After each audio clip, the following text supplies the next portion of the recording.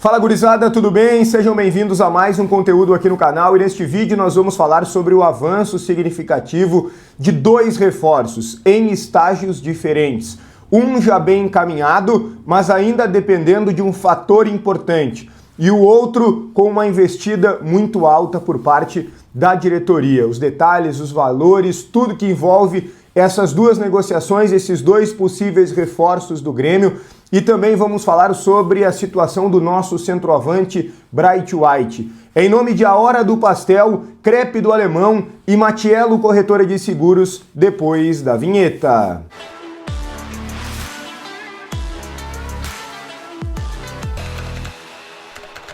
Muito bem, pessoal, antes de tudo, deixa o teu like no vídeo, importante para o conteúdo ser entregue a mais gremistas aqui no YouTube, então me ajuda com o like já na arrancada, te inscreve no canal se tu ainda não é inscrito, ativa as notificações e vai deixando a tua opinião nos comentários sobre todos os temas. Também me segue lá no Instagram, Bruno S. Repórter, lá eu converso com você sobre o Grêmio no direct e posto muitos conteúdos também, informações e opinião sobre o nosso Grêmio. A Hora do Pastel é a maior franquia de pastéis do Brasil. Várias unidades de A Hora do Pastel espalhadas pelo Brasil, muitas aqui no Rio Grande do Sul. Procure no site a mais próxima de você, no Instagram também, pastel crocante, com um recheio generoso e um sabor que conquista.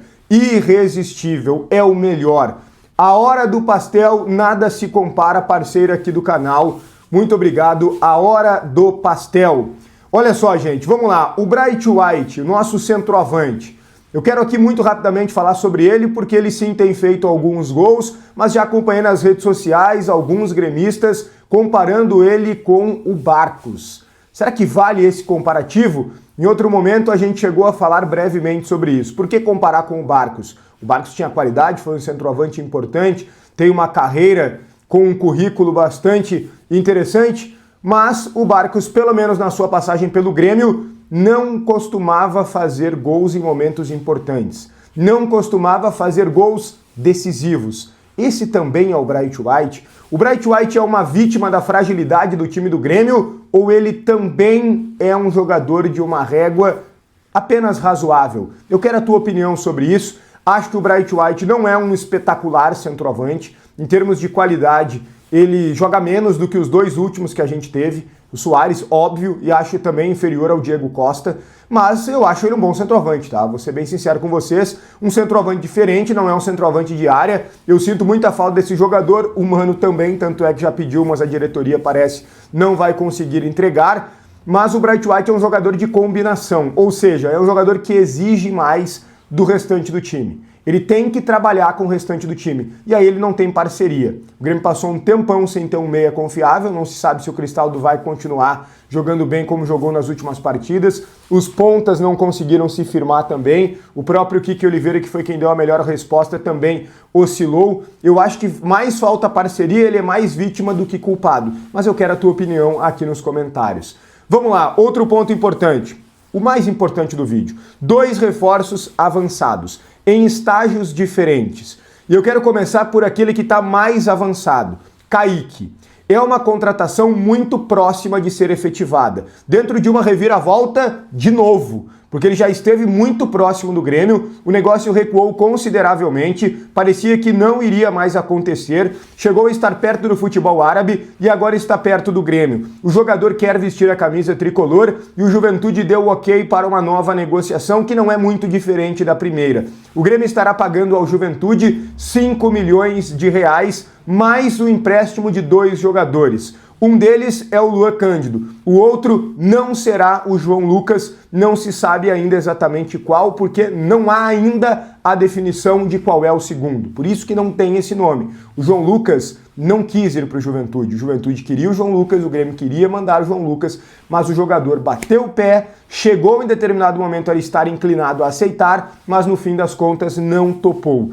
E aí o Juventude e o Grêmio negociam esse segundo jogador, mas o Kaique deve chegar ao Grêmio. Por que ainda não é confirmado? Não é pela situação do segundo jogador, porque se Juventude e Grêmio não entrarem em acordo com o outro atleta, porque o outro atleta também precisa topar, né? Assim como o João Lucas precisava e não topou, o Grêmio vai pagar um valor a mais, 5 milhões de reais, mais o Luan Cândido, mais um jogador, e se eu não conseguir esse jogador, mais 2 milhões de reais. Ficaria em 7 milhões de reais. Acho um valor considerável pelo Kaique, tá? Eu não acho ele um jogador ruim, mas acho um jogador comum, razoável, mais do mesmo. Já disse aqui, uma característica diferente dos outros volantes que a gente tem, mas em termos de qualidade, me parece mais do mesmo. Tomara que acrescente. A partir de contratado, vestindo a camisa do Grêmio, eu vou torcer, obviamente, não vou ficar corneteando o cara. Agora, se não der resposta, é óbvio que também a gente vai analisar aqui o que faz parte do jogo.